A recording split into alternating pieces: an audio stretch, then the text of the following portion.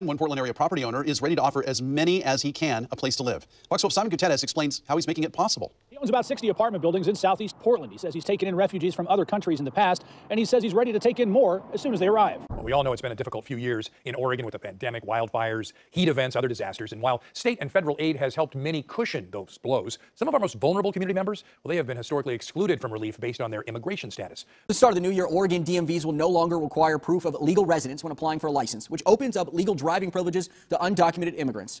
Lawmakers passing the bill back in 2019, removing the requirement, which took effect today.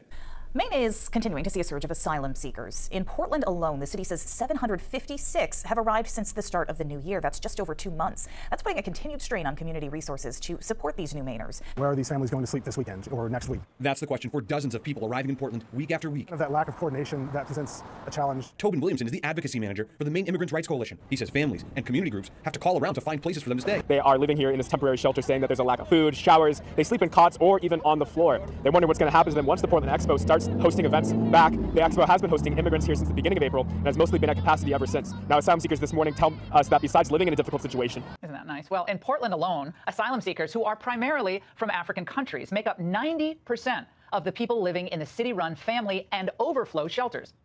If you're an illegal immigrant, no matter how many times you've been deported, there may be no safer place than Portland, Oregon. The city, plus Multnomah County, and even the state legislature, all run by Democrats, have passed laws declaring themselves a sanctuary for people in the country illegally. An immigrant himself who came to the United States from Lebanon in 1985, Mo Farhood says he feels compelled to offer refugees from Afghanistan a place to stay. Prompting Senator Susan Collins to write to the Department of Homeland Security last week asking for a pause on sending those who are seeking asylum from the southern border if they lack a verified destination address. However, nonprofit organizations working on the ground every day with asylum seekers say they disagree. People seeking asylum can still go to the Howard Johnson and Quality Inn, but Williamson says even when one room opens, dozens of people are waiting to get in.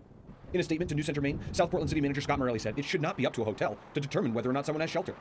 Well, the response was jarring, quote, "We're working with them, the migrants, now to identify other cities throughout the United States where they can go and begin their asylum-seeking process."